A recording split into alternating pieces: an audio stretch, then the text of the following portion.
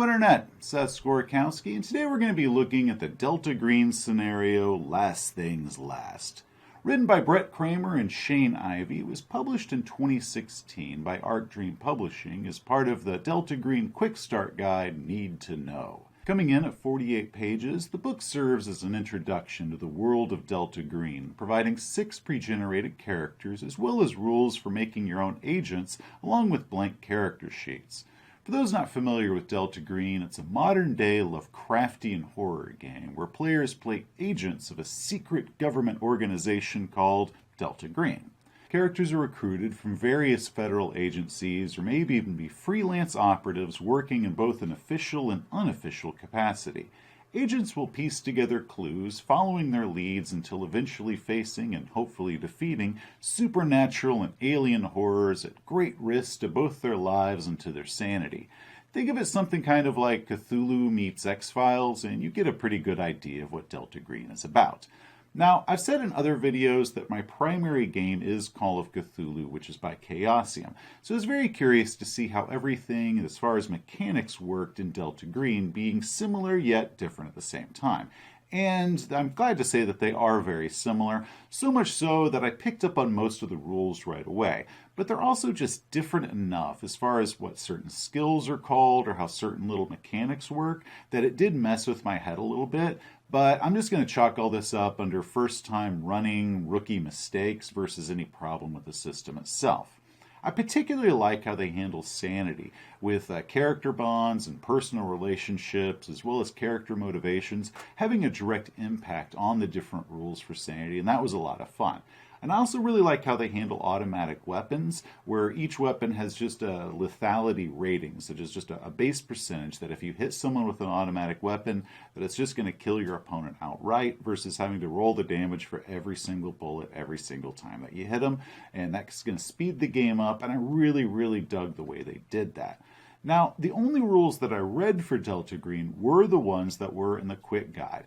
The full rules are available in both the Handler's Guide and the Agent's Handbook, so there is a lot more to the game. You do need both books in order to run Delta Green properly. However, all you need to run the scenario in the quick guide has the rules in the quick guide in order to run it, so that's pretty nice. The included scenario, Last Things Last, only takes up the final 8 pages of the book, so the rest of that is just the quick guide rules as well as the pre-generated characters, and it serves as a great introduction for both players and for handlers of the game. Handlers, by the way, are what we call game masters in Delta Green. The adventure is designed for both 1 to 5 player characters, though I suggest keeping it around 3. It is short and it is playable in a single session. Our group finished it up in just 3 hours, just to give you an idea of how long it took us. So what I'm going to do is I'm going to offer my criticisms and my suggestions as a game master who has successfully run this adventure. Hey, and I'm Jack, the NPC. I'm going to be giving this one to you from a player's side of things. Now, before we go any further, I must warn you that there will be spoilers. So for any players in the audience, if you want to enjoy this scenario, please stop now, but send your game master this way to see if this adventure might be right for your group. Okay, now that the spoiler warning is out of the way, let's get to work. The scenario opens with the agents being tasked to investigate the home of a former agent who recently died. The module provides a nice handout to accompany the mission briefing. Retired Delta Green member Clyde Bauman has recently passed due to a heart attack. And the PCs are tasked with going to his apartment and checking to make sure that there's no sensitive or classified or Delta Green related material that might have been, left in Bauman's possession, and they need to get it before his family arrives in the next 48 hours just to keep the secret of Delta Green and the mythos safe. Now, once they're at the apartment, the PCs are going to begin their hunt. There are no provided maps for the apartment or the apartment complex, so handlers are going to want to prepare something beforehand. That way you're not having to improvise something like a map. Save your improvisation skills for other stuff. Get the map out of the way beforehand. Now, while they're at the apartment, the PCs are going to bump into a nosy neighbor, Miss Janowitz. This is a good opportunity for the PCs to roleplay this out as they're trying to give her some excuse as to why they're there. Now, most of the excuses don't even require a roll. It's really just see how fast your players can think on their toes or see how much they might have prepared mentally beforehand in case this sort of thing happened and get them used to the idea that, yeah, they're probably going to have to answer a lot of questions on future games and do a lot of thinking on their toes as, hey, what are these people doing here? Now, this is more of a concept sketch than an actual fleshed out scene, and there isn't much risk to it. So handlers, I suggest that you have a lot of fun with Miss Janowitz. She's a good tool to use to increase the paranoias. Maybe she's kind of peering over the PC's shoulder as he's trying to give her whatever excuse it is he's giving her, and she's kind of looking in the apartment. And the players are thinking, well, hey, is she really a nosy neighbor? Maybe she knows something, or, that sort of thing. And it adds a little bit more flavor to the game than just, oh, this lady showed up and we gave her an excuse and she went away and nothing more came of it. Maybe even have her drop by a second time, or have her kind of lingering around in the parking lot as the PCs are going back and forth to their car, or maybe moving anything in and out. Now, if one of the players is wearing identifying clothing, such as an FBI windbreaker or have their badge out, she might ask, hey, what is the FBI doing here? Is something wrong? And the players are going to be able to figure out pretty quick, oh my God, we've got a gossip on our hands. So they're going to be squirming a little bit as they're trying to play it all off. Oh, this? Oh, no, this is nothing at all. Don't worry about it. I mean, we're just checking to make sure that Mr. Bauman's death was, truly an accident. I mean, we don't suspect anything like that. No, nothing at all like that. Just routine. We're fine. You're fine. Everything's fine. So, no need to tell anyone about this, all right? Yeah, we really need to take these things off when we're trying to look normal. Inside the apartment, they're going to find stacks of files to dig through. In total, it's going to require 12 hours worth of reading amongst all the agents. I also, for my game, added a few unmarked VHS tapes that the PCs had to then go through and fast forward, but you can roll that all into it. It's just going to take 12 hours to go through all the information in his apartment. And if you have 2 players, that comes to 6 each, 3 players, it comes to 4 each, or however they divide it amongst them. But it's a good way of saying that this is going to take a lot of time. Look, I gotta admit, when I heard that this game was going to be about chasing down horrors, I didn't expect that the real horror would be us digging through all this dead guy's paperwork and all this reading while some nosy neighbor is sneaking around outside. I mean, where's the action? Eventually, the PCs will discover that Bauman owned a cabin in a remote location about 4 hours away.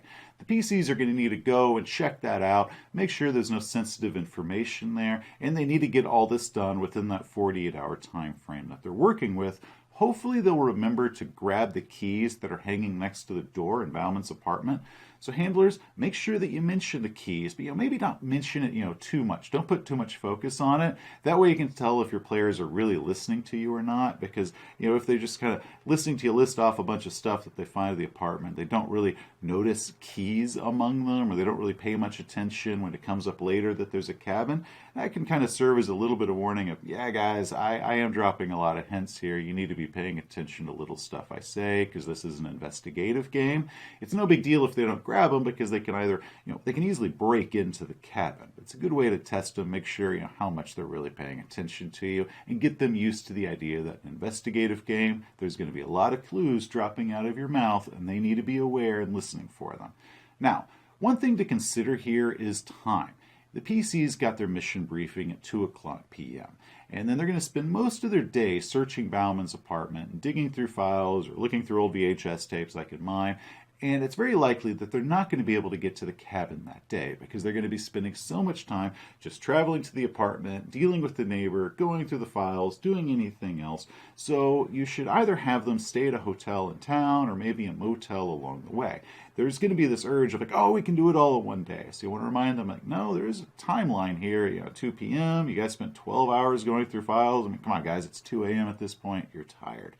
And you're also going to want to keep them reminded that they only have 48 hours to do this entire mission, and that's going to give them a sense of urgency and a sense to, we need to do this all, and give them a little bit more of an adrenaline flow. Guys, I have watched enough horror movies to know that a cabin in the woods is a guaranteed death trap. So let's head out in the morning when the sun is out, because that might make us a little bit safer. In the meantime, I say we head on out to happy hour, and with all this loose change that I got out of Bauman's couch, first round's on him. There is no map that's given for the cabin or any of the outlying areas, so handlers, keep that in mind and give some thought as to what the layout of the cabin interior is, as well as the relation between the shed and the outhouse and the septic tank, because those are all going to come into play. I also recommend that you add a little bit more to the area. Maybe a nearby corner store or a lake, or maybe some hunters that are kind of riding around on four-wheelers on the property next door, and the PCs will see them. And these might come in handy later on if the monster escapes, or if there's a lot of gunfire or explosions, and the PCs suddenly get worried that somebody might come and check this out. Inside the house, they're going to find a footlocker with some Delta Green info that might be useful for setting up later adventures. So you can actually have this footlocker become the root of different adventures for the next several sessions. Now that new eyes are looking at it, or now that you have investigators or agents looking at this thing, 30 years later, they have more information about clues or anything in here. So this is a great source of adventure.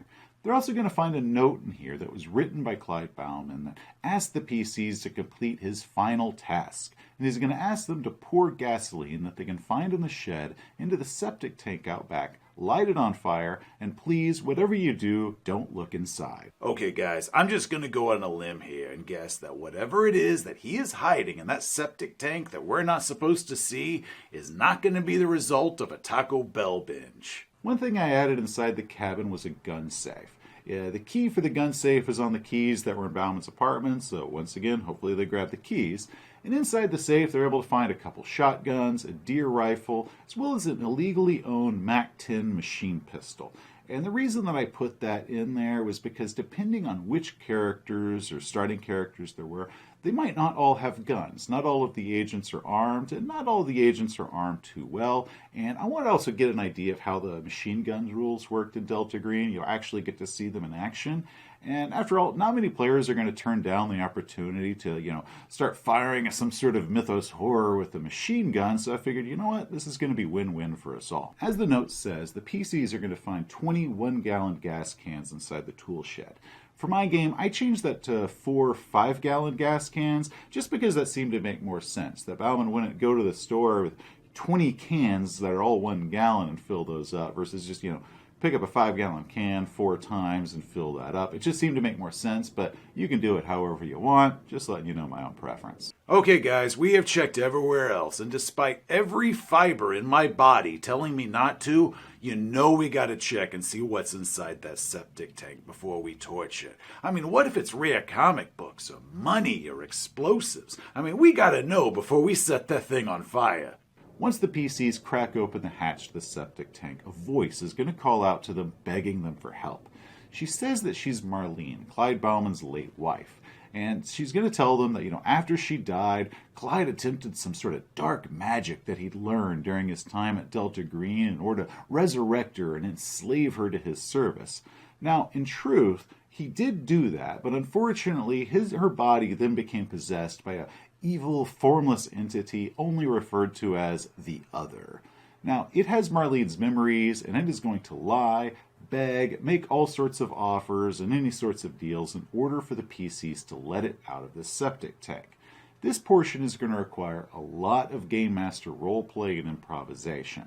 Sanity loss is going to result if the PCs just simply pour the gas in there and light it on fire, and they don't try to rule out if this is a true story or not. Maybe she isn't innocent, and if they do kill an innocent, and I do believe her lies, there's going to be a penalty for that.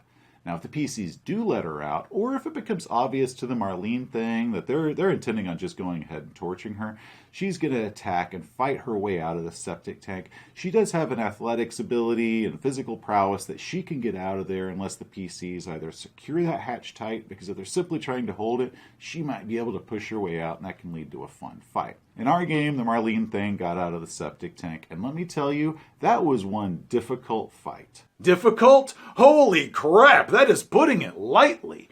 This thing has 3 points of armor, twice as many hit points as any of us, can regenerate 1 hit point a round, and has got razor-sharp claws. This thing is bad news, and this fight was brutal. And you know what? I can understand that Clyde couldn't bring himself to destroy his late wife. I get that. I really do. But what I want to know, what I gotta know, is how in the hell did he manage to get that thing down in that septic tank to begin with? After 2 rounds of combat, the Marlene thing is going to flee off into the woods. Now, it needs to find a dead body for a new host in order to possess it. And this is also why I suggest that you pay some hunters and fishermen and maybe a local store nearby, because this can lead to some excitement as the PCs are trying to chase her down now that there's going to be potential witnesses and potential victims that she might make.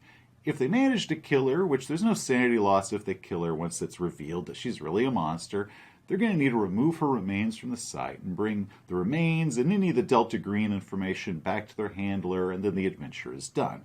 One thing you might want to have is the handler mention that once the PCs show up, if they didn't call their handler when they went to that cabin to say, hey, we're going to this cabin, here's the location, have the handler scold them a bit. Go, you know what? What if something had happened there? What if something had happened to you? We want to know where you were or anything like that. So that way the handler doesn't just nod their head and go, hey, this is for a job well done. Have them kind of teach the PCs that no, whenever you're going places, you need to call us and you need to keep us in the loop as to what's going on. And that way the PCs feel that no, they really are government agents and they really are doing this, and that is how that sort of thing would work. Overall, The Last Thing Last is a good introductory scenario, and I really like it. It can be used as a single player. I think more adventures should have single player options or just be designed for single players, so huge props for that. However, much of the adventure does seem just a little bit too simple. I mean, they go to the apartment, and it leads them to the cabin, which then leads them to the septic tank. The gas is provided. They could really just open up the septic tank, pour it inside, light it. And so it's possible to do this scenario with little risk or no action at all. Now, if it's a single-player game, you probably don't want to change it too much because it might quickly overwhelm just a single PC. But if you have 3 to 5 players, especially if you've got 4 to 5 players, I suggest that you add a little bit more. Now, one idea is to add something in Clyde's note, saying that destroying the body does not kill the entity itself. It just merely destroys the vessel that the entity is currently trapped in. And the only way to destroy the entity is to maybe take an amulet that's in the box. You have to put the amulet on the creature, and then you have to do some sort of chant for 2 rounds, and that's going to destroy the entity. But the entity must be in a body, and this has to take a few rounds in order for the thing to work, in order to destroy it. Because if they simply torch the body, the spirit is going to float off and it's going to possess someone else, and this is going to be a problem for humanity forever until somebody does it, and this is possibly their only chance to do it right. Another small hurdle that you could throw in here is say that all the gas cans have been stolen out of this shed. You know, like some hunter or somebody came by one day and just looted the place and stole all this free gas. So now the PCs have to then go to the closest gas station and buy all these cans of gasoline. That might lead to an awkward conversation as some friendly local is asking just too many questions that the PCs do not want to answer.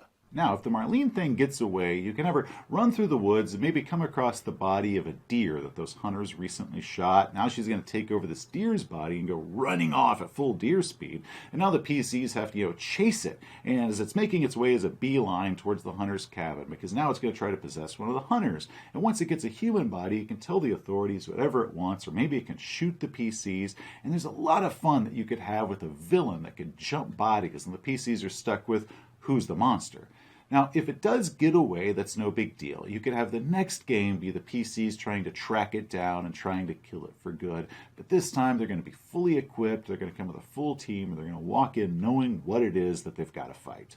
Ooh, I got an idea. What if the PCs, poured all the gasoline down the septic tank and torched Marlene, right? And it set that spirit free and it floated around to the nearest body. But the nearest body was a deer that the PCs had killed and had tied up, and it had its amulet on it already, right? So then the spirit, gets in this body and it's like, oh crap, I'm trapped. And then the PCs can do the ceremony and banish the evil. What do you think? Would that work, right? Yeah, I'm going to leave that up to game masters to say if they would want that or not. But if you want a fun, single-session game that is completely free to get and has a bit of an Evil Dead vibe, I suggest that you check Last Things Last out. Evil Dead vibe? What are you talking about? This adventure is totally Evil Dead 2. That is a bit of a stretch. But yeah, there are a few shared elements, but I would hardly call this thing Evil Dead 2. Oh, really? So this adventure really isn't the story of some old guy that went out to his creepy cabin in the woods where he performed some sort of dark magic which possessed his wife with an evil spirit that he then couldn't bring himself to destroying his wife's body, so he buries her for some other schmuck to come along and kill for him at the cost of his own sanity. I mean, the spirit in this thing is really just some sort of disembodied thing. You know, just like in The Evil Dead, it's chasing him around, it's just the camera's point of view.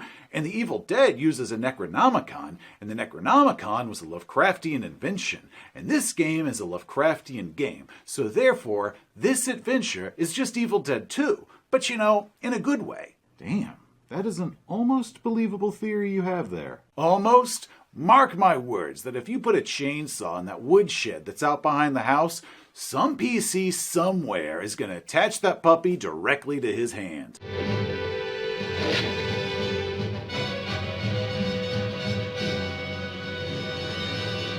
Groovy. Hey, thanks for watching. If you enjoyed the video, please give it a like. If you want to see some more of our other reviews and other videos, just hit that subscribe button. Until next time, players, you have a great day. Man, I gotta watch some Evil Dead movies again, man. I got the itch.